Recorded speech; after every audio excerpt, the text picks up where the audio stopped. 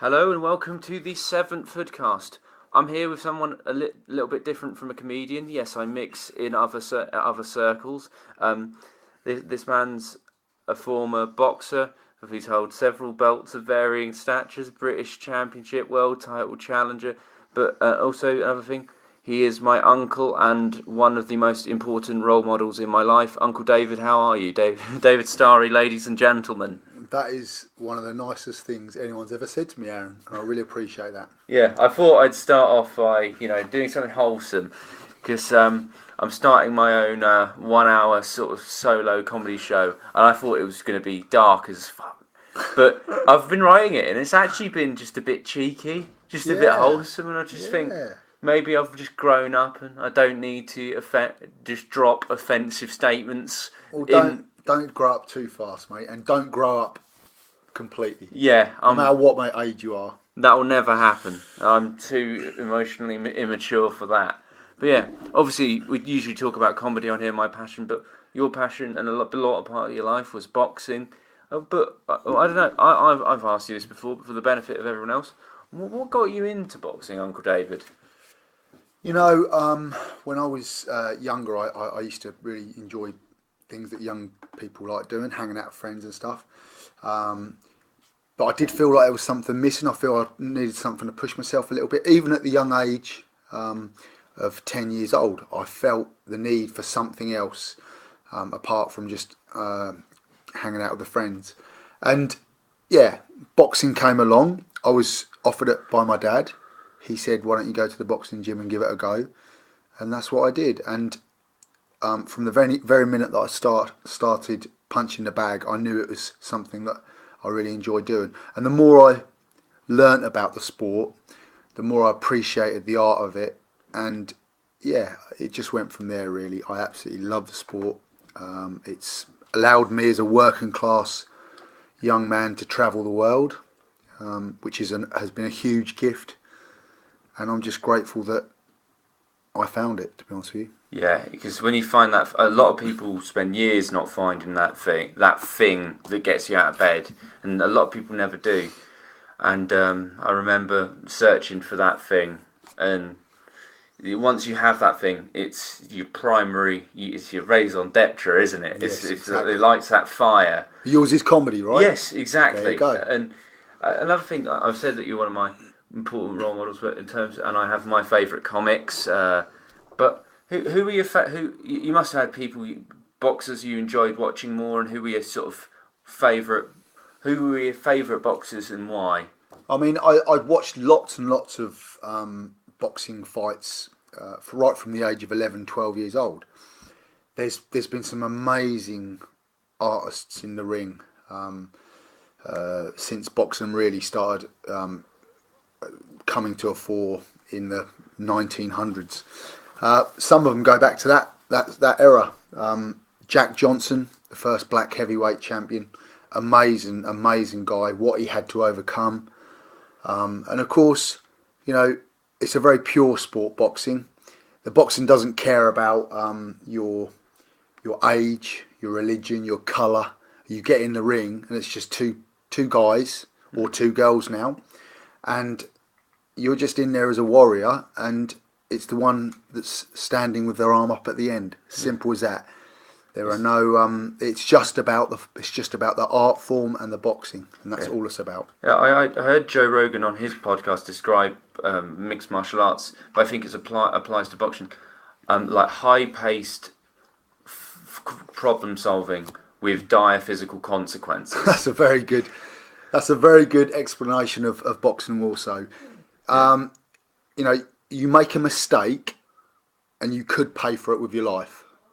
I mean, there's not many sports like that out there. There are sports like that out there, but not many. And it's incredibly.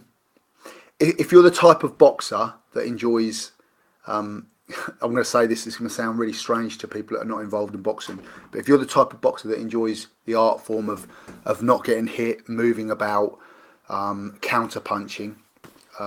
Then your whole game is sort of bent around that and performing in that way. it's no different, I guess, to you know, let's say for instance, a racing car driver. You want to take all the right turns and you want to do it safely, but at the end of the day, you have to take risks at times. But if you make a mistake, then it is dire consequences. As in, you know, motor racing. You make a mistake, you could end up costing your life. Boxing's the same. And if it doesn't cost you your life, it's going to probably cost you 3 years of your life, because if you lose a fight, it's probably going to take you 2 or 3 years to get back up to where you were at that time. Yeah. It's a very unforgiving sport, boxing. Yeah. Football players, football teams, tennis players, golfers and the likes can lose a game or lose a tournament, and as long as they win the next one back, no one thinks nothing of it. There's loads of examples where top football teams have lost against rank outsiders. Yeah. And yeah, people are annoyed for the week, but the next week when they beat a decent team again, it's back to where they were. Especially since there's often 3 to 4 months between fights. With football and things like that, you get next week to prove how good you are. Exactly. But that you have to carry that stink into camp, and that must be very, very, very like that must have play on your mind a lot. Just that must be all you think about. We'll get more into it's very very later, difficult. But it is very difficult, and it hangs around for a long time. Just going back to favourite boxers, you'd have to mention Sugar Ray Leonard. You'd have to mention, as I said, Jack Johnson, Gene Tunney. There are some amazing fighters out there. Floyd Mayweather, you know, who is just such a technician. It's like watching Picasso. It's like watching it's like a Picasso when he's in the ring. I feel. Yeah, and you know, I mean, just how easy he makes it look. Yeah. You know, he's just fantastic at what he does. I mean, he barely broke a sweat in the McGregor fight. Yeah. He really did. Now, I have so much respect for McGregor. He's an incredible fighter. Yeah. But also from being involved in boxing, it's very clear. And if you don't understand boxing, and I've been doing it now for 20 years of my life, and I know that that Mayweather really was holding back in that contest. I can promise anyone. I know there's a few people out there right now that are going, yeah, fuck off. You know, he was given 100%, but he didn't take a sip of water until the 10th round when he knocked him out. He didn't take a sip of water until the 10th round. And then that's when he knocked him out. Yeah. And, you know, he spent most of the fight hands up against his face, just walking forwards. Yeah. You know, Mayweather doesn't do that. Yeah. Mayweather moves and slips and counters and throws combinations of 8s and 10s and 12s. Yeah. You know, he was carrying that fight all the way along the line. And I would also like to add, for those that are, you know, real lovers of Conor McGregor, that if it was the other way around and Conor McGregor was in a ring with, or in a cage with Floyd Mayweather, then Conor would beat him up and spit him out, wouldn't he? Yeah, because because it's his game. It's the art form. It's like because what's been fascinating with me is you've been talking about boxing as an art form, and you really so it's referred to, I believe, as the sweet science. I hear people talk about it, and you care about boxing as an art form, and I feel like there was a lot of, in the boxing community, people felt very disrespected that they think McGregor could just come in and smash the best pound for pound boxer, I think, of all time. Well, certainly for as long as I've been alive, he's been the best. When there is the amount of money generated, like there was for that fight, the crowd have to have something to watch. Yes. And I'll tell you, the amount of money that was invested in that fight, the amount of money that crossed hands, the amount that Conor McGregor was paid, the amount that Mayweather was paid, the amount that the promoters made, that could not have been a 1, 2, 3 round fight. There had to be a spectacle. To see it. And let's not forget that if Mayweather had have blasted him out in a couple of rounds, it's very unlikely there'd be another large fight like that happen again. And remember, promoters, They want to bring in the money. They want to make, especially when you're making such a vast quantity of money. Yeah. So their idea, I would imagine, on that might well be that they possibly wanted the fight to go maybe a few rounds, 10 being the number. And watch the fight. Watch it carefully. Yeah. Watch Mayweather against the best fighters in the world, and watch how easily he deals with them. Yeah. And then ask yourself a question: yeah. Could a man who's not a boxer really perform that well against him? Yeah. It's all about the money, baby. That's what it's about. Exactly, and that's not to take away anything from McGregor. Nothing from McGregor. I wouldn't take anything away from him. He's an amazing fighter. Yeah. And he is a very, very intelligent man. Yeah. And he knows how to make money, and he's done a grand job at it. And I've got total respect for the guy. He is an amazing performer as He well, is, salesman, absolutely. businessman. He's Absolutely. a smart man. Absolutely. And from one fighter to another fighter, total respect for the guy. Likewise. And I won't even get into his Floyd's recent exhibition with Nasakawa. That was that was a laugh. You could tell he was just there for hundreds of million. A few Japanese businessmen thought it would be fun to watch him smack about this poor boy. Like, he's only a couple of years younger than me, but this he made him look like a boy, and that's what it was. It was a man against a boy, and and Floyd's not a big man, and if Floyd makes you look tiny, it was. I reckon that's an easy couple of 100 million. I could be be back in Las Vegas by the time, so I don't even have to miss like partying for New Year's. That's true.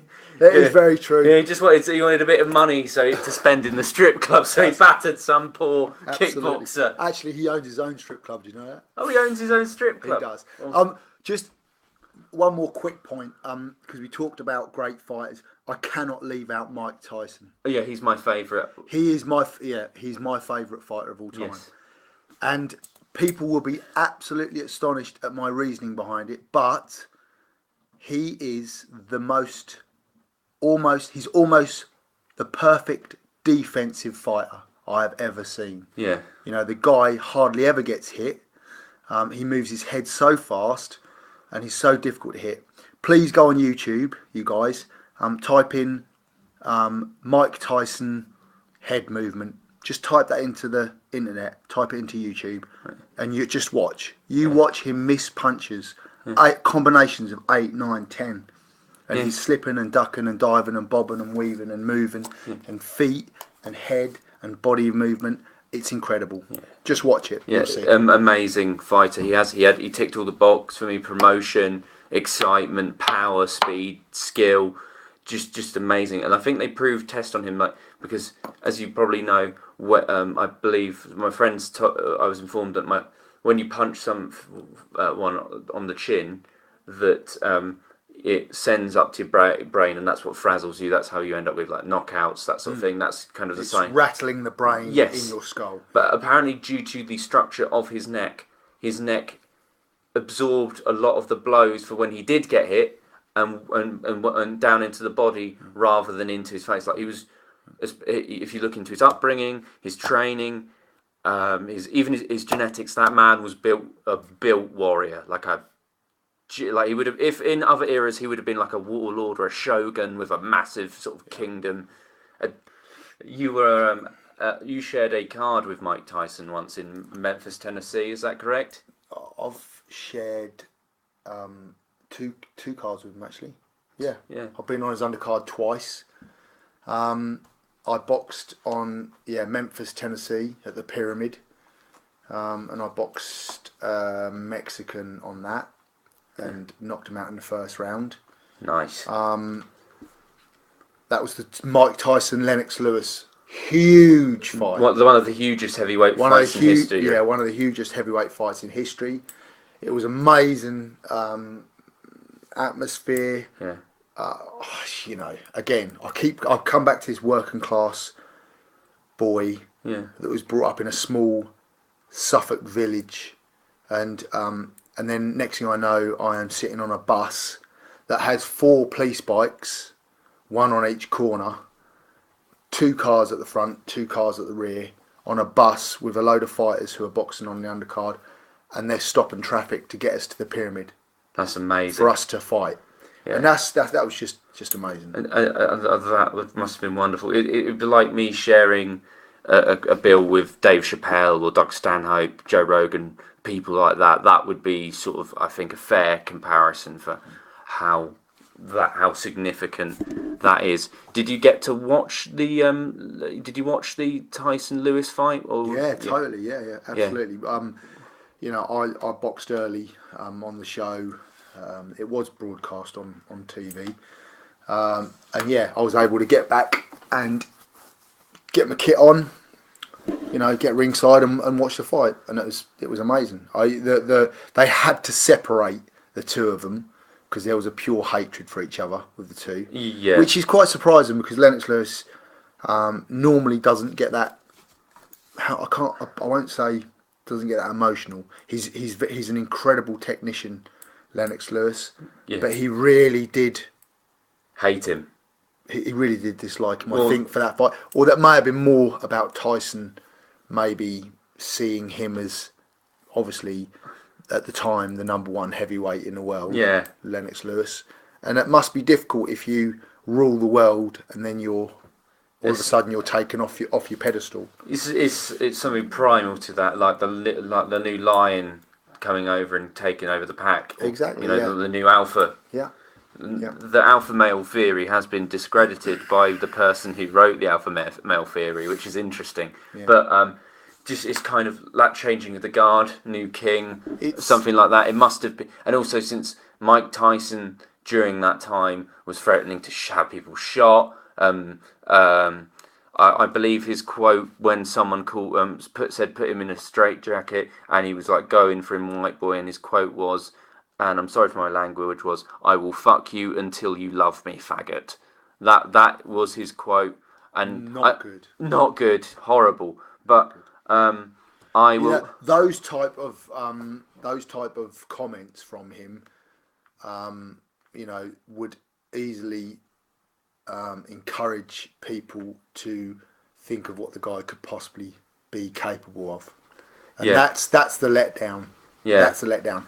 You do not have to be brutal as an individual to be a boxer. Yeah, I think the fact of the matter is, if you are brutal before you box, then you will still be brutal while you box, and you'll be brutal afterwards. Yeah, that doesn't, Now, age always calms people down, and that's probably what's happened to Mike Tyson now. But you don't have to be brutal. You look at Sugar Ray Leonard, absolute gentleman, got in the ring, incredibly ferocious on his attack and defence.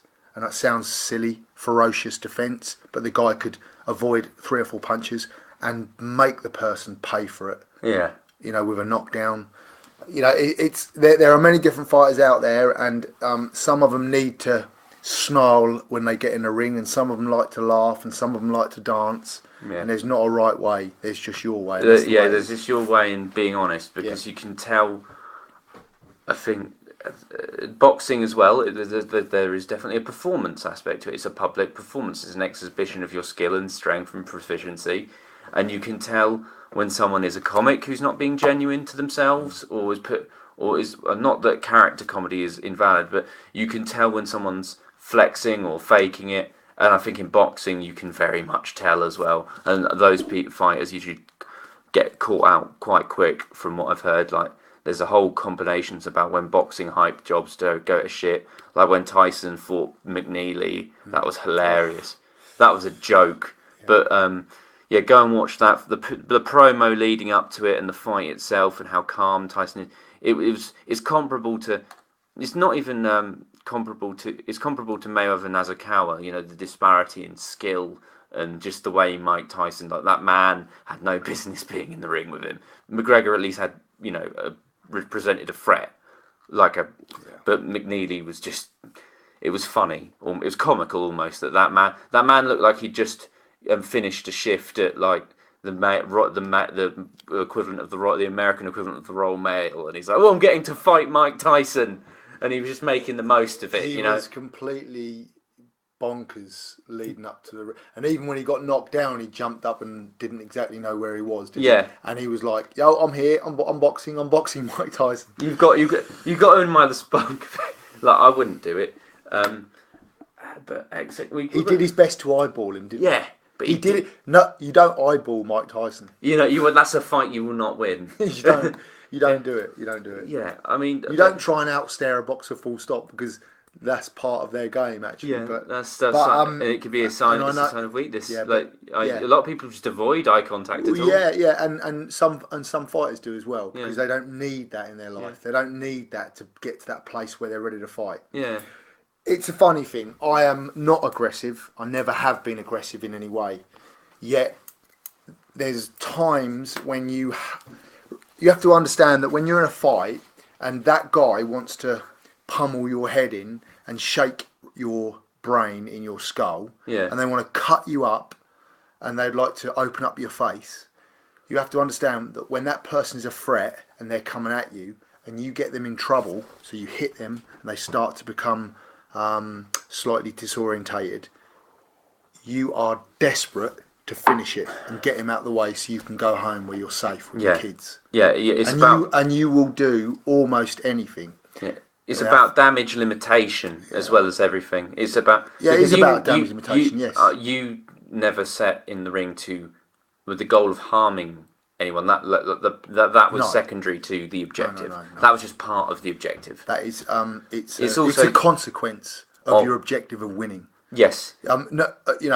Some fighters do. Some fighters thrive off the fact that they can hurt other people, but you don't have to. And a lot of people don't need that, and are not about that. But really, a lot of people, I think, they want to get them out there as quick as they can to minimise damage to their opponent, because there are a lot of fights that should have been stopped way before they were. We could get into a whole other thing with that. Yeah. But stop too early, too soon. That's why the refs are so important. It's what separates it from a street fight. But I'm convinced that's you're in a different place. Yeah. You're in a place of self-protection and self-preservation and of raw combat, and and you are there and you've got nothing else but your hands, and that's it. Yeah. And fighters don't kick, and they wouldn't kick in a fight on the street either because it's not a weapon for them. They don't need their legs. They use their hands. Actually, they do need their legs. They need their feet, and they need to move around very quickly.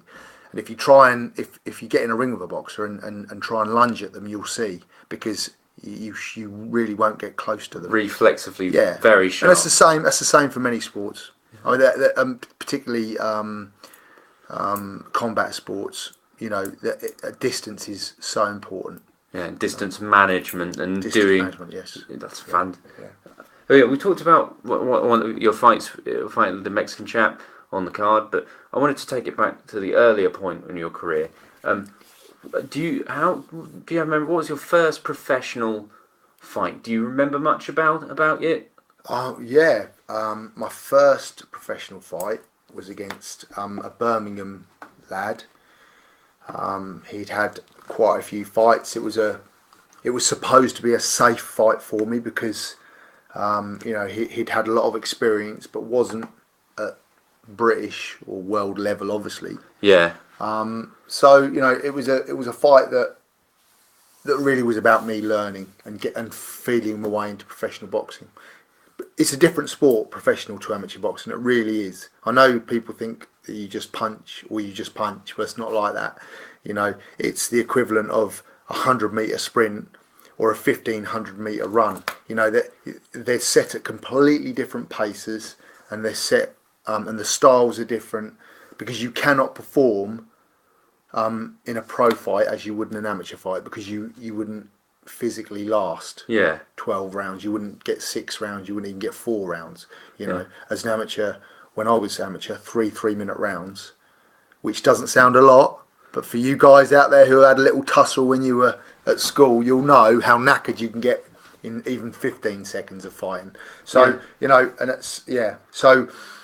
When I've had to deal with bullies in my life, but apart from probably being tired from the emotional catharsis of it, But like, oh, it's knackering.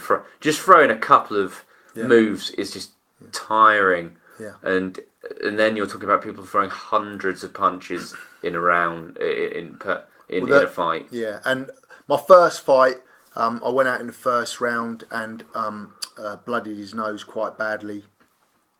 He then put his head on my chest and snorted. This is purposeful. Snorted blood his blood down my chest, down into my stomach.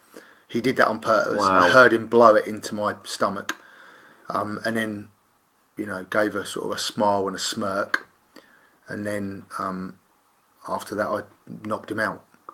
I didn't knock him out because he did that, because I'd have knocked him out anyway. It just made it a little bit more emotionally rewarding. Yeah, because he'd been a knob, and that's disgusting. Because he was, it's vile. Yeah, So, it's just any way to. And that sounds like desperation to me. Like he was trying to get to you and get you to slip up. Yeah, but, exactly. But you stayed calm by the sounds of it, and you just got the job done. Got the job done. Yeah. Just stepped it up a little bit.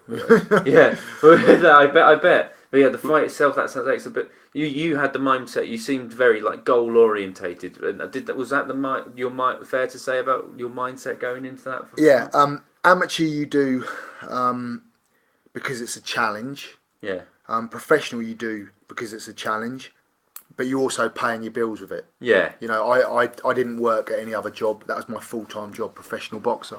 Yeah. So you have to win, because your next payday will increase or decrease depending on what your performance is. So, but I can tell you now, I've had some amazing fights in my amateur and pro years, and the amateur wins have been just as important as the professional wins. Amateur sport is an amazing sport, and it's the purest form of boxing, I think, is amateur boxing. Yeah.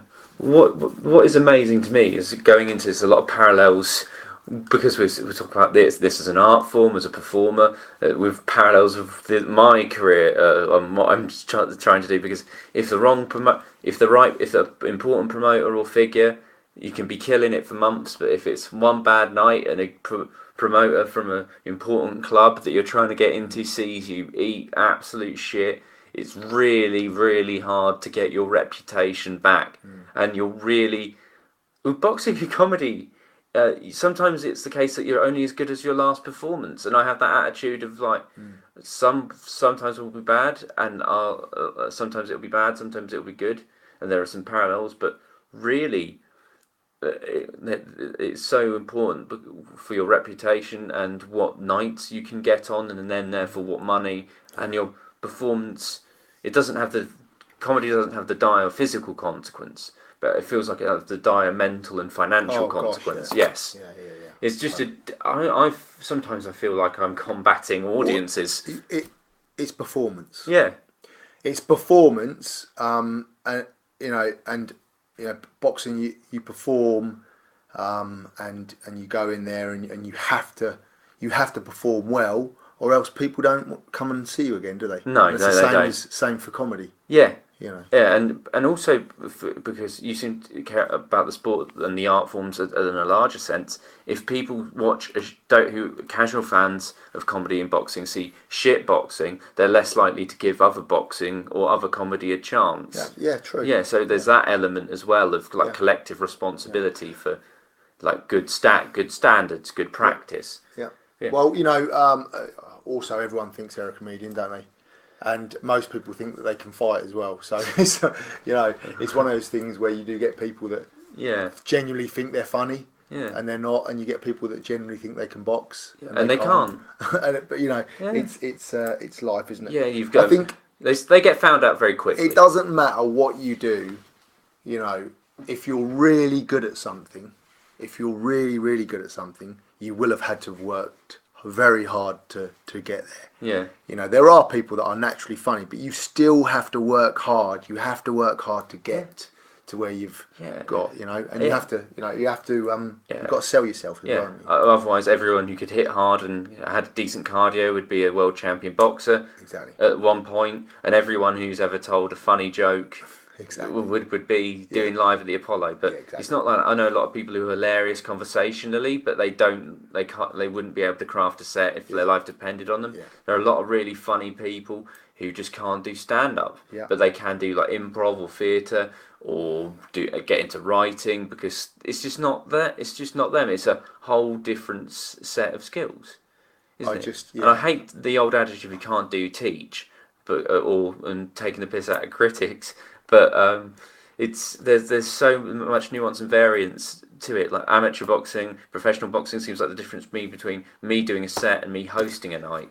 And being a negative critic is very, very easy to do. Yeah. It's very easy to stand there and pick holes in people. Yeah. You know, bloody well get up there and have a go yourself. That's what I say. Yeah. Because, and there are critics in life in general, not just in particular subjects, and they will stand back and they will criticise, and now it's very important that no matter what you're doing in your life, you really just turn a blind eye to them and just let them say and do and think whatever they want. Yeah. Because if you're focused on what you really, really want to do with your life, then you should damn well go and get it and screw everyone else, to be honest. Yeah. Since we're on criticism, I was wondering, there's two very different criticisms, because obviously certain critics have more clout and you might respect people's opinion more, but how did you deal with criticism from commentators and also the public at large? Because obviously it's a very emotional thing. It's very I don't mind criticism from the public at large. Yeah. And I don't mind criticism if it's constructive. I don't even mind people telling me I'm rubbish if I am rubbish. Yeah.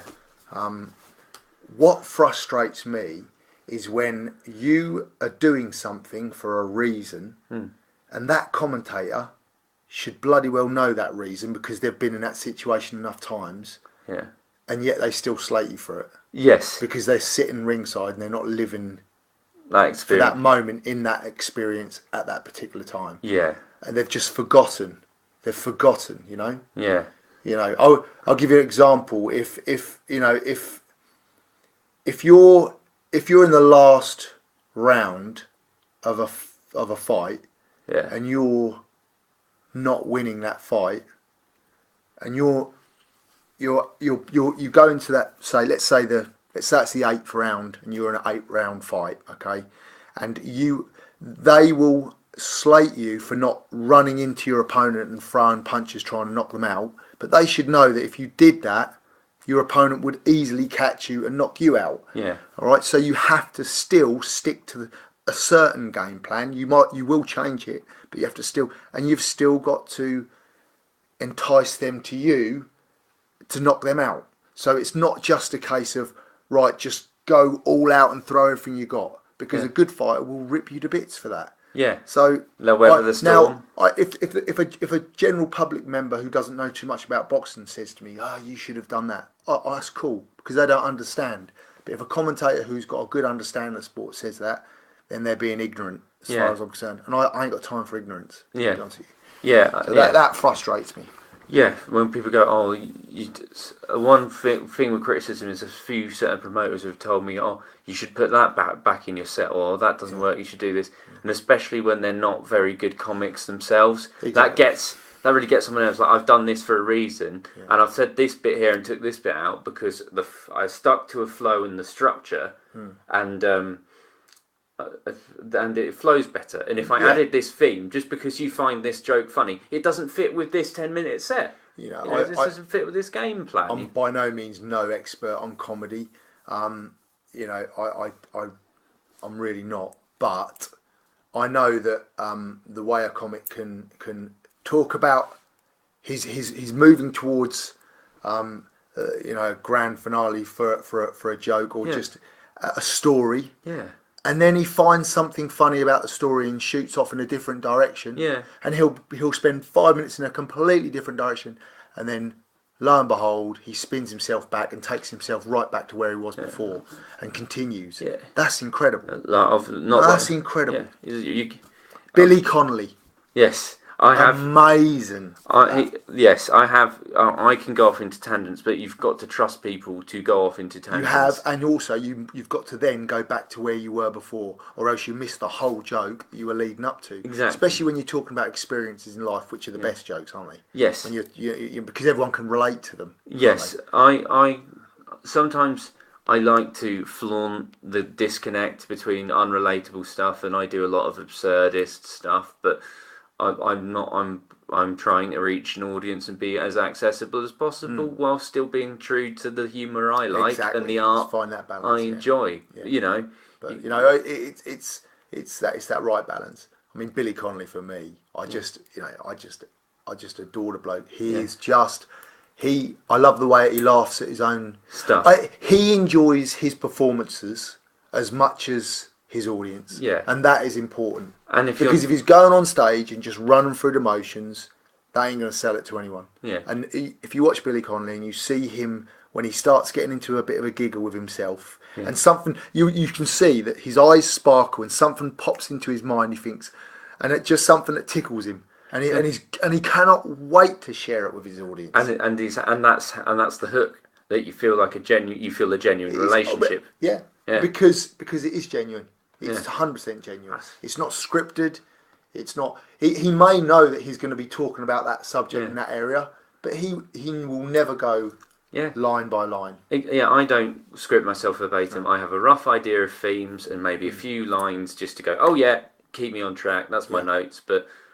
Everything else, I pride myself. I never do the exact same set. No, twice because I'd get bored. You can't. And I know it's a massive tangent. I've had a lot of people helping me along the way. A lot of good advice that's helped me improve. A lot of advice that I've deliberately ignored or just decided hasn't worked for me. I'm very privileged to be in a stage where a few people have asked me for advice, but I don't want to give them too much advice because, I'd be telling them how to be more like my act rather than... The only thing I'll say to new comics is just have fun. See if you like it, and if you enjoy it, there's no pressure for the first while because it's not going to... you're in an apprenticeship. You're going to fuck up. It's like learning a new skill, a new language. It's a completely different realm of experience. But this is one of the loosest, most tenuous segues I've ever done, but sort of my relationship with my comedy mentors and stuff. You're a trainer, Gordon. Obviously, a trainer is, unless you're Chris Eubank Jr., apparently, a trainer is absolutely crucial in your relationship with said trainer to a fighter. And I don't know much about Gordon or how things worked. I heard, but what was your relationship like with Gordon? First, I'd have to go back to my amateur days and talk about my relationship with my first ever trainer. I am very proud of the fact that I boxed for 20 years and I've only ever had 2 trainers. I had 1 trainer amateur, 1 trainer professional. We're in a bit of a throwaway society nowadays, I think. And if something isn't going right, then people won't try and fix it themselves and they'll throw it in the bin. The same has happened with managers and trainers. Yeah. I think it's because it's easier to say, well, I lost that fight because of him, and I lost that fight because of her, or him, than it is to look in the mirror and say, I lost that fight because of myself. Yeah. Put a bit of blame on yourself as opposed to putting it on someone else. Not as a stick to beat yourself with. Not as a stick to beat yourself. Actually, a learning point, it should be. So everything I have, I owe to Barry James. Barry James was my amateur trainer, incredible person. His training methods were very different, sometimes very odd. I remember being blindfolded in a boxing ring, trying to avoid people who were trying to punch me outside the ring with a broomstick with a boxing glove taped to the end of it. Right. What the fuck? Well, and there was 4 of them as well. And they were constantly just prodding me. And the idea was to make yourself so you're not a target at any time. Yeah. So you're constantly moving your head. You're constantly covering up. You're constantly moving your feet. Yeah. And it's like trying to swat a fly when it's still in midair. Yeah. Yeah, that's what he was trying to teach me. You know, you have to be on the move all the time. You have to, and that's very much like that with amateur boxing. It doesn't work with pro boxing because you can't be on the move all the time. You have to take breaks because you're fighting for 36 minutes. Yeah, and also game. you need to engage. You need to, you need to engage amateur, but it's just all done at such an incredible rate. Yeah. It happens so fast. So he was an amazing man, and I remember when I started dating, and I was like, and I went to the gym one day and I said, look, Barry, I really need to spend this night and this night and this night with my friends and going out and some, meeting some girls and stuff. And he looked at me and he went, he said, turn around, pick up your bag, and I won't tell you exactly, but it was a sort of a beep off out of the gym now. Yeah. Yeah, and I was I was British champion at that point, amateur British champion, and he said, just go. I wasn't taking it serious. Wow. He said to me, go away, leave me. I don't, I'm giving you all of my spare time for your career. If you can't give yourself that time, I don't want anything to do with it. So, and that was a good kick up the arse for me, and it made me realise. And the older you get, you perhaps don't appreciate your parents when you're a little bit younger as much. As you get older, you start to realise that they put this time aside for you and they invested this money in you and they looked after you in those little times when it was very, very difficult in your own life, and they were there for you. And it was the same with Barry James. He was there for me. Yeah. Gordon Holmes was an amazing man to bump into at the age of 18, 19 when I turned pro, and I don't regret a minute that I spent with the guy. He was funny, he was intellectual, and he was wise. Very, very wise. Yeah. And I wouldn't say that about anyone. And he's got my utmost respect. Excellent. My God, I've got a second group of kids because of the bloke. He said to me after I got remarried, have more children, David. He said, have more children. This is when all my friends were saying, don't have any more kids. Enjoy life. Life's getting easier now. I've now got a 21-year-old daughter.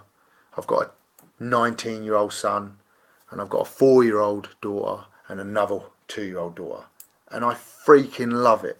I'm very lucky. I can tell, like, not that you weren't a happy person, but before, but I can tell what it means to you, and I see you glow a lot, personally, and it's really nice to see. And you have a beautiful family. They're knackering. Children are knackering and tiring. But they bring along with them this wonder that you only can see in children. Watch a child of 2-year-old pick up anything, just anything, and watch them examine it and move it around and try different things with it, and they'll spend all day long just experimenting, discovering. Asking questions that we forget to ask when we're older. Why is the sky blue? Why do leaves drop off a tree? All these little things. It's not because we know the answers, but at the end of the day, they ask questions about stuff that we'll never know the answers to, and they'll keep asking them questions because they're just wonderful.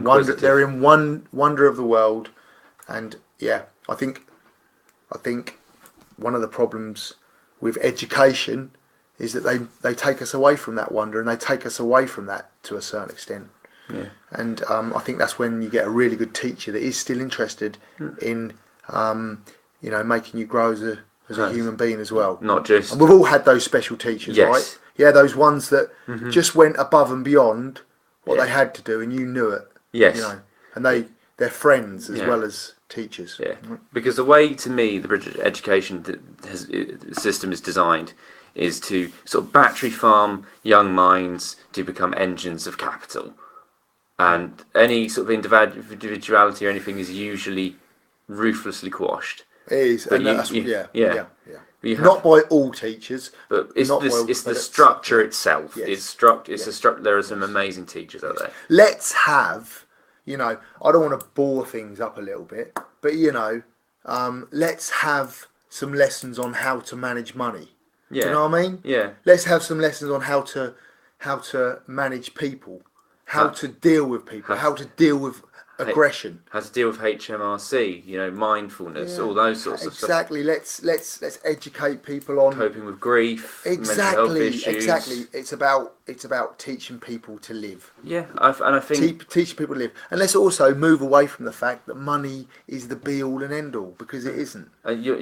Your worth and your life should not be measured by your productivity and how much money you make. There are deeper things than that. Your life should only have one thing that it's measured by, and that is happiness. Yeah, how happy you are. Happiness is what we all strive for. Really, you can say you want a car. Why do you want a new car? Because it'll make you happy. Yeah. It's happiness. Yeah. If we change what we feel we need to aim for and what we feel we want to be happy, then we can all be happy. Yeah. Because you can be happy with what you've got. All right. And I know that's very old fashioned or very, but that's the truth of it. Yeah. If we just stop watching all the shit that's on TV and stop thinking that we should all own mansions and that we need that to be happy, because let's be honest, half of these Muppets on TV who are stars, I'm thinking of the Kardashians and that nonsense. They're not even happy anyway, and they've got all the money in the world. Most people who've got all the money in the world are fucking miserable. And miserable, Yeah, you lower your expectations. You won't be happy just by consuming. And I think our ideas of what will make us happy are completely tied up with money. We've constantly got rammed down our throats that you should look this way. You should have lips that are this big. You should have tits that are this big. You should have muscles that are this big. You shouldn't have a hair out of place. It's all bullshit, right? If that's your thing, that's great, and if that genuinely makes you happy. But for most people, it isn't. But they are unhappy because they feel that they need to be striving for that all the time. Yeah. And and that causes a lot of problems with young people and old people, because they believe that that they're constantly worried about how they're perceived by others. Yes. And I think do it. That's why the West, we're struggling with mental health as a society at this moment, because these are harmful, toxic, values, and the fact that a lot of people are mentally ill and that's manifesting in very different ways is a damning indictment of the structure itself, in my opinion. We have all had mental illness at some point in our lives. Yes. Let's talk about mental illness, mental health. If you're addicted to smoking, that's a mental health issue. Yeah. Because you're addicted to something. Yeah. The trouble is we always focus on the extremes, don't we? And mental health issues isn't always about the extremes. Yeah. In fact, the extremes is a small portion of it. Yeah. All of us deal with mental health issues every day. Yeah. Anxiety, your personal feelings, your self-loathing, your hatred. These existential dread. These are all negative emotions, and with just a little push in a certain direction, it can affect your mental health. Yeah. One thing because I've been kind of open about my mental health, and it's been a good portion of my comedy I talk about. One thing I really struggled because I was a bit bigger. I was nearly obese, but not quite when I was first at uni, and since then I've struggled with body dysmorphia. Not like I've never made myself sick or had an eating disorder, but I always feel like when I feel bad, I feel like I'm really disgustingly fat. And I look at myself and it's just like, I'm a fat piece of shit. But then, and then I started, part of it, what made it worse is that I felt like I couldn't do anything about it. But then I started getting in the gym and I was like, look, I have agency to change things. I can get out of bed. I can sort out what I can control. I'm in control of what I eat. I'm in control of working out. Yeah. I'm in control of what I do. I don't have to go out and drink so much. I'm in control I can get better sleep hygiene. Yeah. And it's not just I had a real epiphany a couple of weeks ago, and not that I can find out just how to get better and I want to get better, is that I deserve to get better, and that was a huge step for me personally. I think to be able to accept that we've all done things that we regret, and this is, I know it's going a little bit off the subject what you was talking about, but in mental health, forgive yourself, move on, and don't expect too much. Yeah. Don't expect things from your body that are not realistic. Yeah. Yeah. And that's where really it would be great if advertising companies and the likes could perhaps just change things around a little bit. I think there's a sign. We are looking at a nation in America where probably 1 or 2% of the population of America all look exactly the same. Yeah. Do you know what I mean? It's not right. Yeah, it doesn't look right. And it's be fashionable at the moment, but God, I'm telling you now, there'll be a time when it's not fashionable, and it'll be it's a shit to get rid of, because you're not going to, are you? Yeah, I would like to talk to someone who on the Hoodcast who's more in depth about marketing and these sort of issues, because part of it is branching out with this from just a comedian's podcast, is I want to just talk with interesting people and interesting things. And like you said, it was off topic. We went a bit on to tangent, but mental health needs space to be spoken about, and it needs to be spoken about openly and honestly, especially men, because from younger to my age, suicide is the biggest killer. Suicide is the biggest killer of young guys. Yeah, and I tried once, but I've never been in that headspace again. And I've had to deal with that in my life. Yeah. Not only from my beautiful family members, which that includes you, Aaron, obviously. On a personal level, with Yes. On a personal level, with in my direct family, I've had to deal with it. So and let's not forget that someone having depression can cause depression for the whole family. Because there are trigger points, and I'm telling you, as a father, if you see your child in pain mentally, and mental illness is also a physical pain. I truly believe that. It's a physical pain. Yeah, I think there's studies coming out showing that. Pain. Yeah. So and when you see your child going through that, you feel it. You feel it. And you've also, on top of that, got the absolute desperation of and frustration of not being able to do anything about it. Yeah. And wanting to. Yes. So, and I've dealt with depression in my life as well. Yeah. I have, and I am not ashamed to say so. Yeah. And I would encourage anyone who feels that they are struggling to go and get help, seek someone. Yeah. I'm just trying to think now, because I was watching John Bishop interview a famous singer, the rapper. I'm trying to think of his name now. I can't think right now. That'll come back to me later. Yeah. But he was, sorry, I just had it almost on the tip of my tongue. Very famous guy, but he sat there and he come out and said, I've started taking tablets for my illness. Oh, that's Professor Green. Professor Green. There's the man. What a man. Yeah.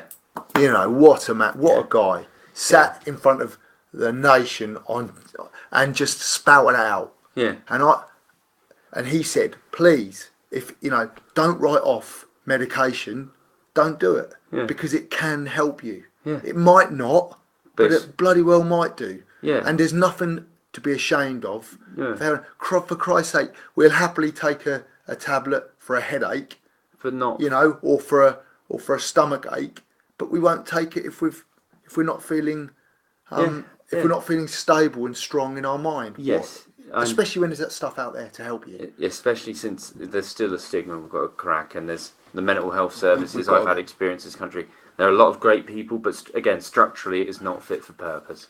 And mental health, we all suffer. We all will at some point or have suffered from mental health issues, and anyone who denies that are just denying it to themselves. Yes, they're not denying it to me because I know they have. Yeah. So because we all do. Yeah, we all do. So yeah.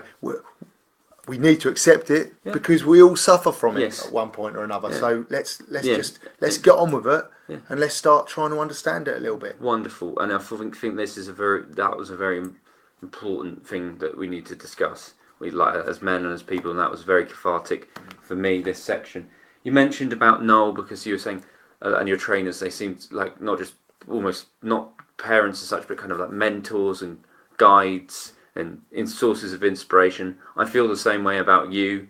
Very kind of you. And one thing you mentioned was Noel. You were the British champion at the time, and you were one of how it works. Correct me if I'm wrong. Is that you had to win the British belt, Lonsdale belt outright. You have to defend it 4 times. Is that correct?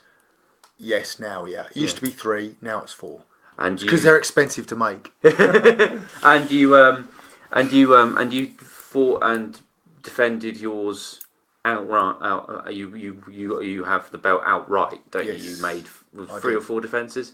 No, I made 7. 7 defences. Yeah. Well, 1 win, 7 defences. Yeah, that's amazing. Yeah.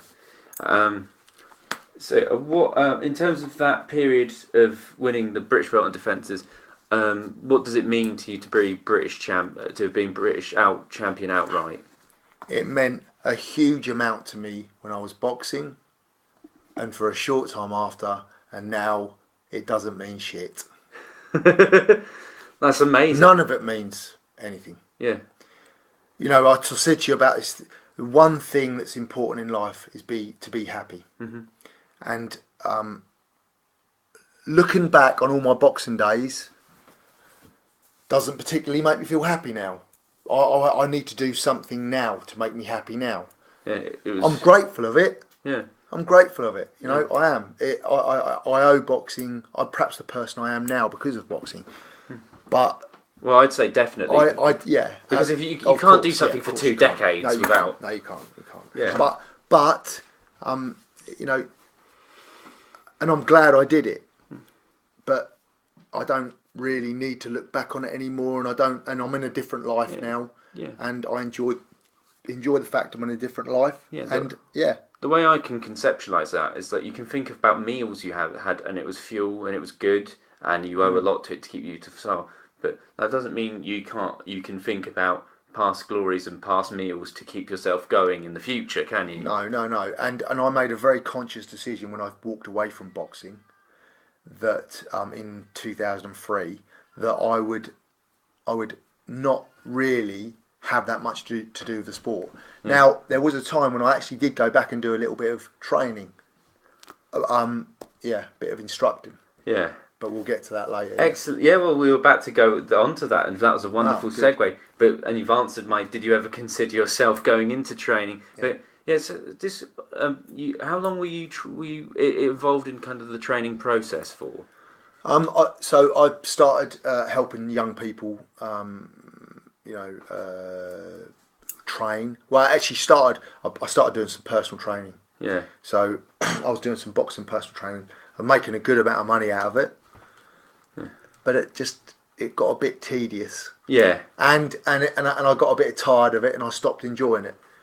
And you can't. I was getting paid doing that probably 4 times what I'm getting paid now in firefighting, but I didn't enjoy it. Yeah.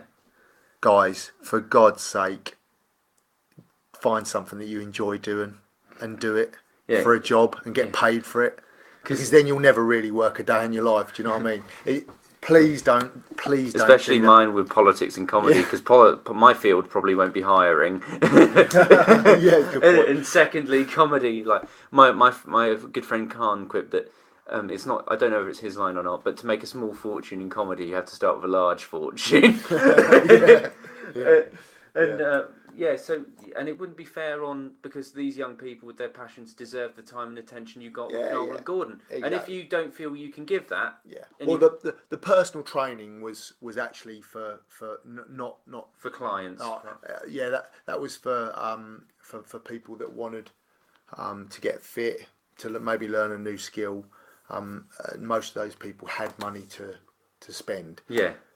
I also trained some young people at a boxing gym, and I spent 2 years of my life doing that, and that was not about money because I wasn't getting paid for it. Yeah. That was purely about giving something back and enjoying doing it. And in that time, I also got my son wanted to get involved in boxing as well. You know, and I enjoyed it, but it takes a lot of time. Yeah. And I am not the type of person that my 2 trainers were. Yeah. I can't give up that much of my life because it is a full-time job that you don't get paid for. Yeah. Simple as that, as an amateur trainer. Yeah. So I couldn't do it. And I can't find that balance. So with the family as well. So. Exactly, and now your family are your priority now. Yeah, absolutely. And to you, they always have been. Yeah. And boxing was just a means to provide for your family. It's something you enjoyed at the time. But it was always about like we've said, it was always about the objective, wasn't it? Yeah, and that was the objective. Absolutely. I might take. Did you? It kind of answers my question because a lot of boxers, they might even start running gyms and stuff, and that might become a business. Was that ever something you entertained? It never was. I respect people that do that because they want to, but I'll tell you now, there's a lot of people that do that. Yeah. And not just in boxing, but football and other sports, because they're afraid to move out of their comfort zone. Yeah.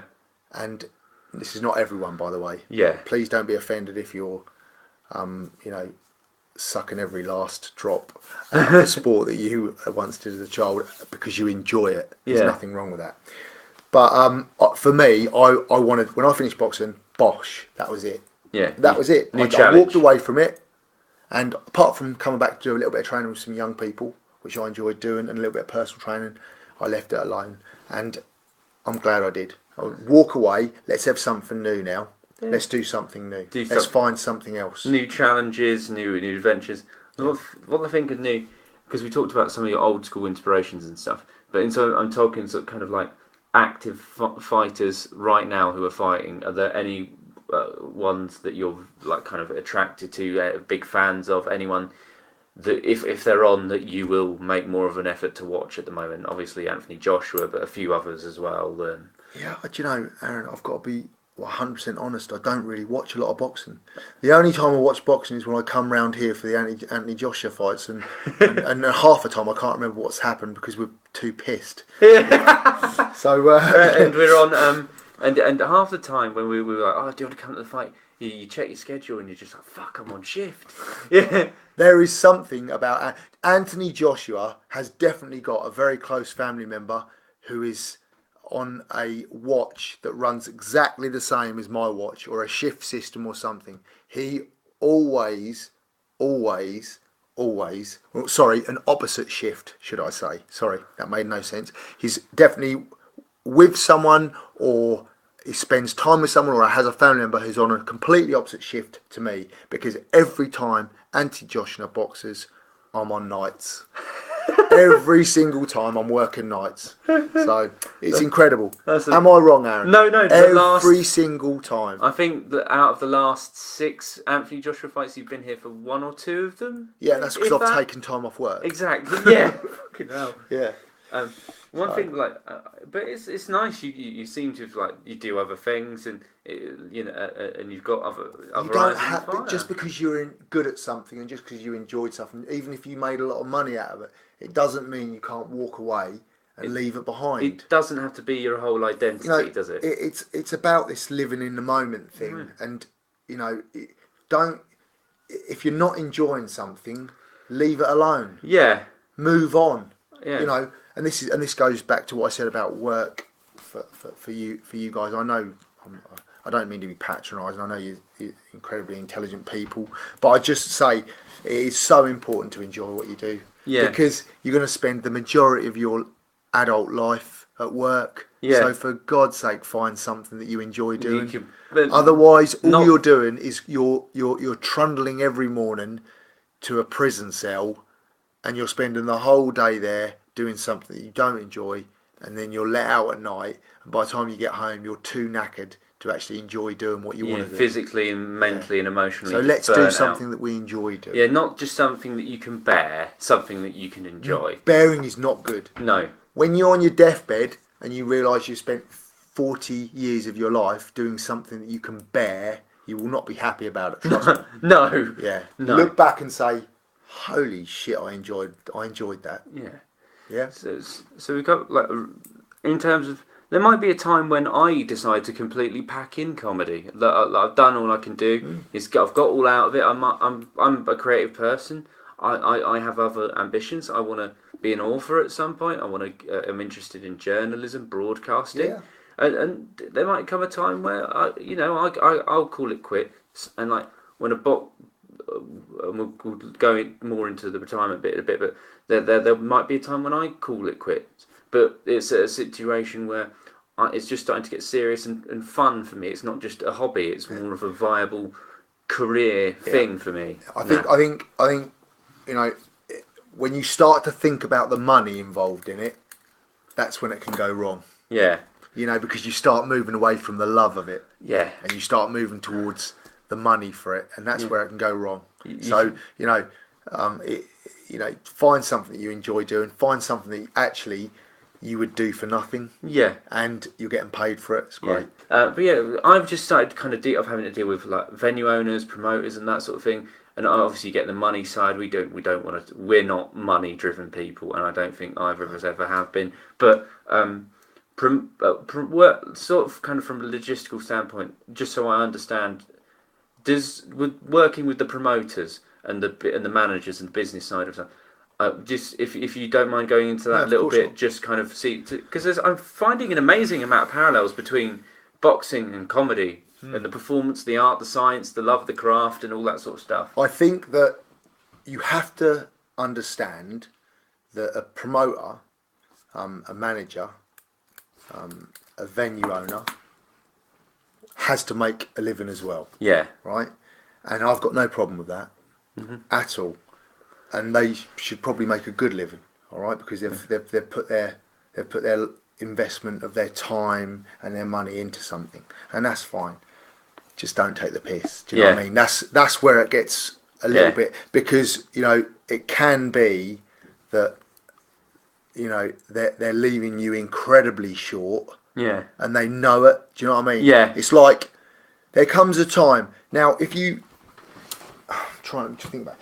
If your bathroom started, if your bath started leaking and you had to get a plumber in, right, and there was a plumber, and the plumbers were really quite hard up at that time. You'll never find them at the moment. They're paid very well. That's a good career, by the way, as long as you enjoy doing it. So yeah, and you get a plumber out, and you know that plumber has got nothing else booked in for the whole week. So what are you gonna do? Are you gonna pay him what he should get, or are you gonna pay him maybe just under what he should get because he's desperate for work? Yeah. Or are you gonna completely take the piss and say, look, just get upstairs and work for 4 hours, and there you go. There's 20 quid. Yeah. And just because he takes it, that doesn't mean you should give it or offer it. Yeah. Do you know what I mean? It's not. It's about being fair, and some promoters in all different entertainment industries are not, or most are not fair. Yeah. It's about, and that's why so many fighters have gone the route of promoting themselves. And again, money, the money man. Yeah. Yeah, and it just feels like, again, like we work in relationship. You had Floyd. Floyd Mayweather is his own promoter. Yeah. And he's his own, and he does it all. Yeah. He does it all. Yeah. And that's because he knows that someone else will probably take his money. Yeah. So he Mayweather Promotions. Yeah. He has someone who works for him to I'm happy for a promoter to make himself a millionaire. Well, yeah, he should, but not at the cost of you know, paying someone that is making him a millionaire pittance. Yeah. You know, let's just be fair about it. Yeah. Let's be fair.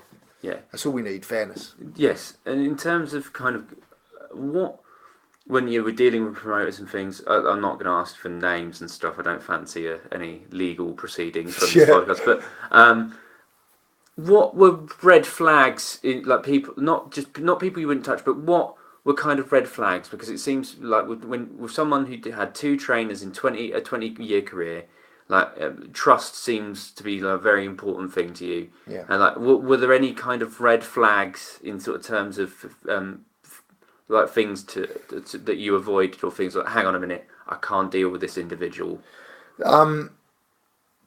Honesty. Yeah. That's very important. When someone promises you something, and then you go to their camp, and this happened to me, by the way. I was told, you know, this is where you'll be. This is what we can offer. This is what you can have. Got there, and there was none of those things. Yeah. You know, and here's a time where I'm 19 years old. I am, even though I'm a men's British ABA champion, and I've beaten 30, 28, 25-year-old men to get that British title, I'm still trying to portray myself as a man, because I still feel like a boy, because I'm 19 is very young. Yeah. And thankfully, you know, I've got strong people in my life, and one of them being my father, gave me the advice I needed. And he actually walked in, because he dropped me off there to stay there. Yeah. At the camp. I was going to be living there full time. Yeah. I went outside and said, look, this is the way it is, and I'm just going to get on with it. Dad, you know what I mean? I'm a man, I'm going to just get on with it. No, you ain't, son. You ain't going to get on with it. Walked in there. Had a guy in front of him who was had pictures of himself with royalty behind him. Huge desk. The big leather chair for him. The little wooden chair for yourself. Yeah. That kind of thing. The power and he dynamic. said, no, we're going home, mate. And that's what we're doing. And that's what he did. And he took me home. He took me home, and I then realised, after spending a bit of time talking to him about it, that being happy in where I was going to be based was more important. Yeah. And I'll never forget that he did that for me. That's my dad. Never forget it. Yeah. Another person who helped you a lot with training was, and that meant a lot to me, was my dad went out with you on a couple of trips and helped you train and sort of that. And obviously you're my uncle, so you have a very good relationship with my dad. But my dad said he held the pads for you, and he was saying like he had jitters for hours afterwards, and he felt like he had Parkinson's. That's his description. But just kind of for a kind of wholesome moment, like, are there any kind of memories about training with my dad that stick out in particular, just sort of anecdotally? I mean, I had an amazing time with your dad. Your dad has you know, he came to South Africa with me, and you know, we experienced that together. It was amazing. You know, little things. It's just little things, isn't it? It's like, you know, in a lift in Johannesburg, and me and him sitting either side of Gordon Holmes, who was 70 years old at the time, should have known better, but, you know, moving it from side to side and rattling and stuff. And, you know, you look. I mean, your dad is. I consider him a brother to me. You're very lucky to have him. I know. I really do know. And he's lucky to have you as well, Aaron. But he's a great bloke, and he's been. He's someone that I could come and talk to and know that. Yeah. You know, and it's important that you find people like that in your life. Yeah. People that you trust with your deepest thoughts.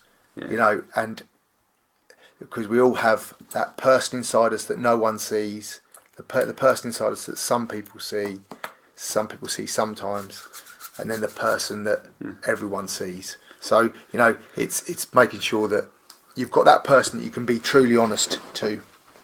Yeah, that's wonderful. This is kind of like the in-depth section because this was with South Africa was your first world title fight, I believe. Yes, the first of the two. South Africa. No. The first. No, I've never boxed for a world title in South Africa. Oh right. Yep. No. My first world title fight was in Manchester against Joe Calzaghe. Oh, excellent. Yes. And Joe Calzaghe is rightly considered one of the best boxers of all time. Yeah. And those were the 3 fights I kind of had in mind in depth to properly go into. No, I'm happy to talk about those. But yeah, the Calzaghe fight, obviously going into that, but knowing how good he was, and just kind of describing the thoughts going into the fight and the fight itself. Just walk me through that one play by play. So last time I checked, there was only 10 people that have ever retired as undefeated, undisputed world champions in history of the world. Yeah. In boxing, and I fought 2 of them. A little bit unlucky. Yeah. I lost both of those on points, so I certainly didn't disgrace myself. The one that we'll maybe talk about later will be Sven Otka, who I honestly thought, and a lot of other people thought I'd beat. Yeah. But nevertheless, I didn't. And do Yeah. you know what? I'm grateful I didn't, because Yeah. I'm here now, where I am now, happy. Yeah. And maybe I'd have gone in a different direction where I wouldn't be. And that was your last fight, wasn't it? That was my last fight for the title. Yeah. And you know, it was I felt I won the fight, and many people did. The Calzaghe fight, I lost fair and square to. I was cautious with him. He was cautious with me. That made a crap fight, to be honest with you. You know, he personally come and spoke to me afterwards and said, look, you know, that was a really good fight in terms of boxing ability, because we were both, it was a bit of a chess game, if you like. Yeah. And then he goes to the press afterwards and spouts off that I wasn't there to fight. All very disappointing. Yeah. Joe, if you're listening, I'm very, very disappointed in you. Yeah. Very disappointed in you for saying that, because as a champion, you really should understand that you don't go in there for a world title fight and launch yourself, especially at someone like Joe. Launch yourself, and also you don't go in there and not try. Yeah. But I'd like to thank you for listening to Aaron's podcast. If you're there, thank you very much, Joe Calzaghe. I'll tweet this at him. But yeah, that must be very disappointing, because you know there's that kind of assumed mutual respect a lot of times, and especially if he said one thing to you, you know, in person, and then maybe promotional pressures maybe going in to the press. He's got a but let's strip the sport down. It's 2 warriors in a ring together, 2 artists in a ring together. Don't disrespect them. Yeah. You know, I've had many fights where I have absolutely walked through someone and I've been able to get rid of them in 1 round. Yeah. I mean, I've probably in my professional career I had 24 knockouts. In my amateur career I had over 40 knockouts. You know, and I respected every single one of those people. Yeah. Every single one of them. Yeah. And just because you're being promoted, it's not an excuse to be a dick. Well, you said it, I didn't say that, but but it's not an excuse to be disrespectful to another fighter. You've got I think we believe that civility and decorum. Well, and come respect. On, how much does it take to step into a ring with another person who wants to hurt you? Real bad. Yeah, like, as bad as they necessarily need to. That enough is should give you reason to respect someone. Yeah. And it's a, you know, for me it's a different I didn't even know that about that Calzaghe thing, and I was very I'm disappointed by it, but you know, maybe he had pressures on him. Yeah.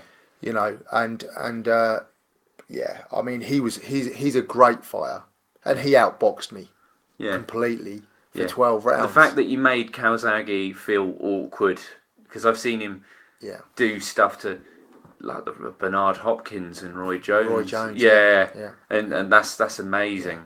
You know. Well, you know, I mean, he kind of made it sound like I was just there to survive, and that's not true. No. Because if I was there just to survive, then he would have taken me out quick, wouldn't he? Yeah, And he couldn't and didn't do it. Yeah. He didn't ever get on top of me That at may any point be during the contest. a lot of fight, because it's such a personal thing. Like comedians have their egos, fighters have that ego. Maybe I can't put I don't know what his mindset, but it seems to me like there was a bit of ego there. Like he could, you know. Yeah, I mean, you know, Joe was a great ambassador for boxing. He was a good. Well, he's one of the best fighters in the world. Yeah. I'll honestly say that. And I've got total respect for the guy. Yeah. But I was let down with that. Yeah, for sure. Anyone would be. Yeah. Because I know, and he knows, what was said between us straight after the fight. Yeah. And there's a lot of that kind of politicking. Just yeah. Yeah, that's not the way I would personally conduct things, but I don't hold it against him. I haven't got to live with it myself, so yeah. I'm sure that he doesn't lose any sleep about it. Exactly. I doubt it. I'm sure he's more than happy where he is in his life right now, and I wish him all of the best. Yeah, so do I. I'm a personal fan of Joe Calzaghe, and I don't, even if there are fighters you and I are not fans of, but that's not what my podcast is about. I don't want to spout negativity or hatred, because that requires active energy on my part that those people I feel do not deserve. That's very true. That. So I got my facts wrong. I thought you fought for the title in South Africa, but you fought in South Africa. I fought in South Africa. I boxed in South Africa on 4 different occasions. Yeah. One of my most important fights out there was one that I lost, where I was defending a Commonwealth title, and the guy really should have been someone that I dispatched of reasonably easily. Yeah. And I felt awful on the night physically, and ended up losing on a majority decision. Yeah. But I'm actually very proud of that fight, because I had to dig incredibly deep, and I did get hurt, and I did get battered about, and I did get knocked down and have to get back up, and I survived it. Yeah. And I'm pleased for that.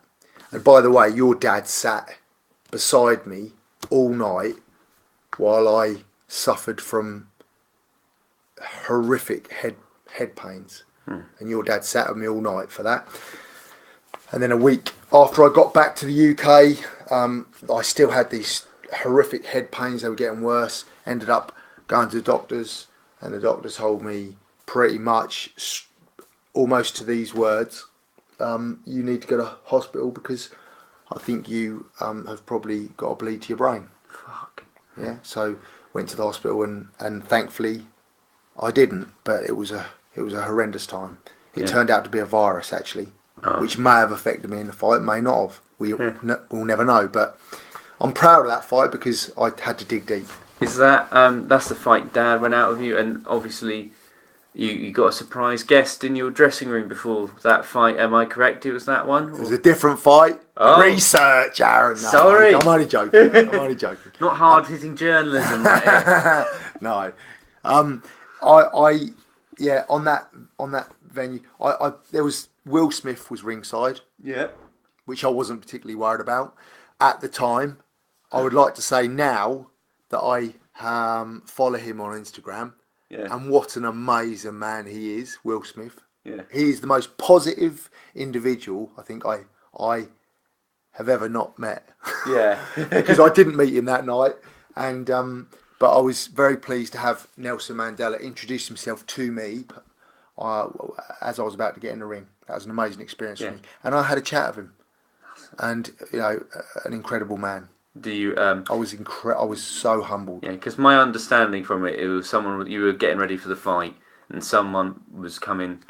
So they said someone wants to see you, and you're like, "Oh right," and it just turned out to be Nelson Mandela. I just imagine someone wants to see you, and you turn around, and Nelson Mandela is there, and he says, "Hello, David. How are you?" Fucking hell! And I was like, this is incredible. Yeah. And I blurted out some mumble jumble crap because I couldn't put my words together properly. It's Nelson Mandela. No, I just said, I think it was something like, "Oh, it is an absolute honour to meet you," and it was. That is truly how I felt. Yeah. And yeah, it was an amazing experience. Yeah. Amazing guy. That's awesome. And my dad was in the room and he met Mandela as well, didn't he? Yeah. Obviously, he didn't go, "Hello, Stephen, how are you?" No, but he should have. He should have done his research. Nelson. Come on, Nelson. Not that he's listening, but bless him. What a man. Yeah, amazing guy. Yeah, and I thought that story needed to, bit of spice for the podcast. Fantastic. And we touched briefly on your last fight, the Otka fight, and me and before I actually watched it yesterday. Aaron, are you telling me you want to talk about 3 fights that I lost and not the 29 that I won in pro? No, I'm joking. Sorry. I'm only teasing. But you won that fight as far as I'm concerned. Oh yeah. He was on his bike for the entire 12 rounds, and me and Jerry, my friend Jerry, watched it before the podcast doing the research. So we have done some research, and I know you have. I was very, very annoyed at that fight. Yes. But I think, were you ready to move on? Because you said you didn't. On retrospect, you didn't particularly. You're glad you didn't win. Like you. I know there will be people out there saying, "Of course, he's going to say glad he didn't win because he didn't win." But honestly, I mean, I can say that retrospectively. I can look back now and know that I'm happy as a person now, and I can say, would that have happened? Would I be where I am now? If and I'm not by no means am I a wealthy man. Nothing like that. Yeah. Far from it. But I'm happy with where I am in my life. And if I'd have taken a different route at that point, would I be happy? In fact, with boxing, you have to ask the question: would I even be here? Right? Yeah. For sure. You win a world title, you fight another guy, then you fight another guy, and the pressures are put on, and all of a sudden you're boxing more regular, perhaps, and there's more at stake, and so I'm just happy where I am now, to be honest with you. Yeah. Grateful. Awesome. One thing I just wanted to do, just a little bit of fun, just the transition thing, is something I've not done before, but it's called Wikipedia Facts or Fiction, because you're the only person I've ever interviewed who has a Wikipedia page. Yeah, I didn't create it, I promise. Yeah, that's excellent. I have not edited it in any way, shape or form, just in the interest of forwarding it. I feel very weird Googling you and you're my uncle. Is that weird to say? But it kind of sort of sits my ego. I was just like, I want a fucking Wikipedia page eventually. But I'm sure you will have one, Aaron. Yeah. On the scheme of things, that's not that important. I know it isn't, but it's a very materialistic ego thing, and it's a beast in my head that I'll have to deal with forever, and I've got to keep it in check. You will definitely come of an age where you don't care about it at all. Yeah. All right. First fact or fiction: David Starie is a British former professional boxer. That's fact. Yeah, he's a former Commonwealth super middleweight champion and British super middleweight champion. Fact. Yeah, he challenged twice for world titles. Fact. First in 2000 for the WBO super middleweight title. Yep. And then for the WBA and IBF super middleweight titles in 2003. Yep. Which one was which? Which one was Calzaghe and which one was Otka? Calzaghe was 2000. Yeah. Otka was 2003. Excellent. Your nickname was, you were known as Jedi. Was that true? I had it on my shorts. Yes, I did. I'm ashamed to say. I don't know. It seemed like such a good idea at the time. Yeah. Yeah. But we've covered boxing enough, and like you said, you're grateful, but you've moved on, and there's this lovely little section called life after boxing, to acknowledge that you didn't just box and then stopped existing when you retired. You are now a full-time firefighter. I am. And you did part-time work during your boxing career. Yeah, I did. I loved it. Excellent. I still love it now. Brilliant. Oh, you wouldn't do. Yeah. In 2012, he was appointed fire liaison officer at West Suffolk College, working with young males identified as needing positive role models. Yeah, I really enjoyed that role. I was also a firefighter as well as doing that, so I would do that on one of my days off. Yeah. it's very important. It was very important for me to try and help some of the younger people that perhaps were struggling with their mental health in some occasions. Going back to that, or maybe just struggling to keep up with their work. Maybe just a bit of direction, possibly. So I wasn't the guy that comes in and teaches. I was the guy that would come in occasionally or take them for a coffee and have a chat and make sure they're okay, and try and, if they've got something to worry about, put myself in a position where they feel relaxed and comfortable enough with me that they will talk about it, and therefore unload some of that pressure on themselves. Obviously, that's a lot to take on, but did you find it as reward? It wasn't just emotional labour for you. I hope you did. Far from that. It was very rewarding, but man, was it tiring. Yeah. And I actually gave that up in the end and walked away from it, just like I have with my because I also have been to prisons and to go and see young people, some not so young people that start fires. Ooh. So it's fire setting, advising, and that's not as it sounds. You don't advise people on how to fire set. You advise people not to do it, and trying to find out why they did it, and perhaps try and deal with some of those issues, or hand it on to someone who can deal with it. So and that I found incredibly rewarding. I did that for 10, 12 years actually. The fire set and advising, school fire liaison officer I did for 4 years, and then I got to the point where you can only take on board a certain amount of negativity, and then you have to perhaps take yourself out of that position and try and have a bit of positivity. And I'm not saying that it was always negative, because it wasn't. There was normally a positive end to it. But it's when you have to listen to people who are going through bad, hard times.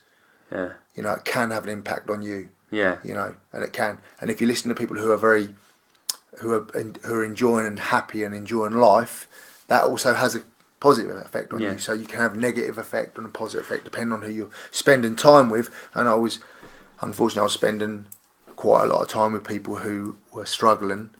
And I'm grateful that I did it, but it was time to walk away from that when I felt that it was starting to impact on my personal life. Yeah, so you did it for as long as you could. You gave it your all, and you gave up, and you moved on, no regrets. And I might well go back to it later on, but at the moment I don't really want that to interfere with my life. Bit selfish, I know, but I gave a bit.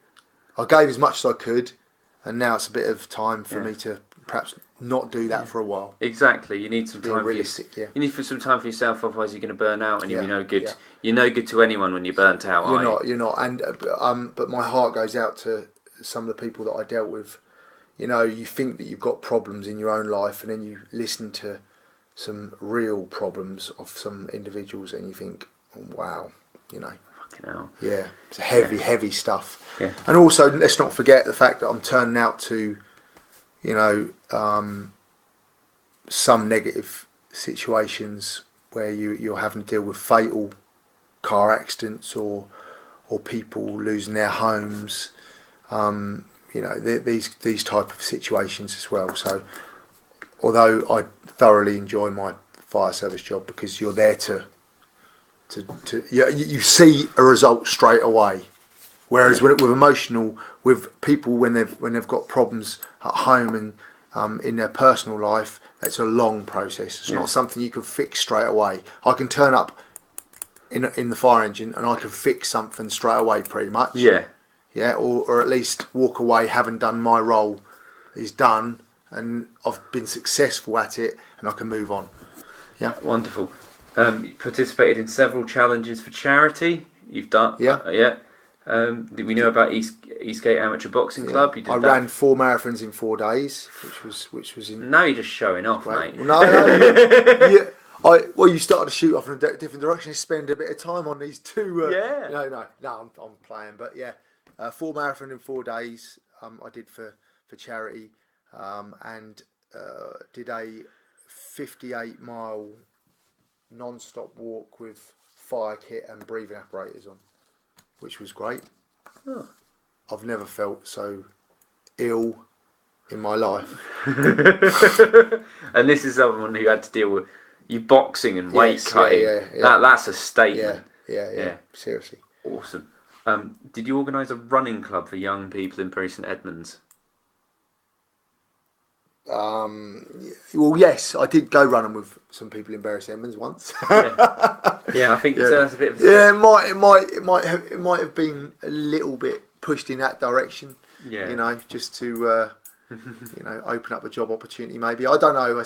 You know how it goes. Yeah. Now these two are the more contentious ones. These are what's inspired this article. Right. Back in 2006, Starie had talked about returning to the ring. Is this fact or fiction? Fiction. So I've never once thought about getting back in the ring. Yeah. I would never do it. Yeah. Nothing at all. All the money, I'm telling you, all the money in the world couldn't get me back in the ring. Yeah. Because it was saying, it goes on to say promoters and the British Boxing Board of Control told him he was only likely to need 2 warm-up fights before being offered a shot at the British title. I was never told that. That you've never been told that. No. That those conversations have not took place. No. Fiction. No. No fights were made. That's a fact. Yes. But this one's interesting. And then in May 2013, you announced a comeback, hopefully during the Prize Fighter Series, after discussing a deal with Eddie Hearn in 2013. I've never spoken to Eddie Hearn in my life. But yeah, it just says right next to that, citation needed. It's just like someone just put that there. And then in July 2014, apparently you were in training with the hopes of fighting for the Commonwealth or British title, but once again the comeback didn't materialise.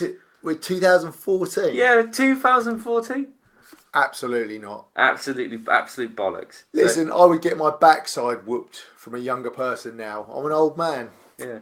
My next birthday's 45. Come on.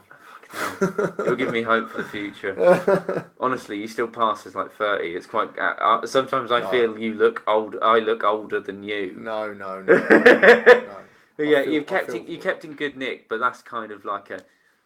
Because I enjoy doing it. Yeah.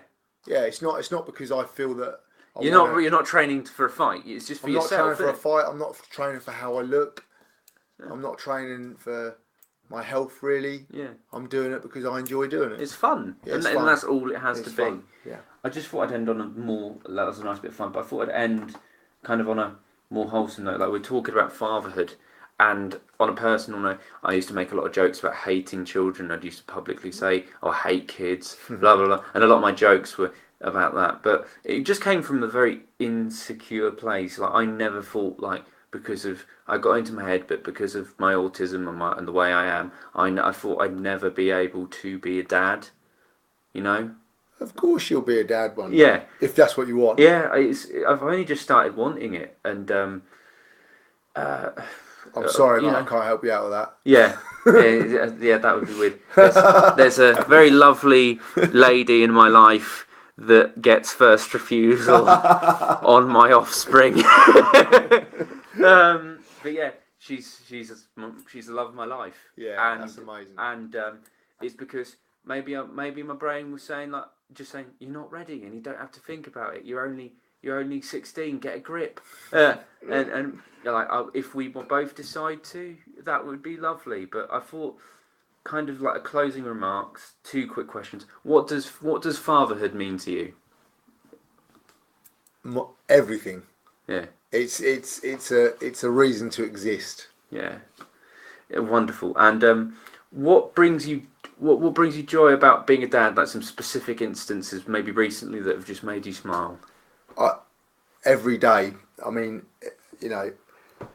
coming home from work, and I love being at work, by the way. I go to work in the morning and I never once think, oh man, I have to go to work today. I can't wait to get to work.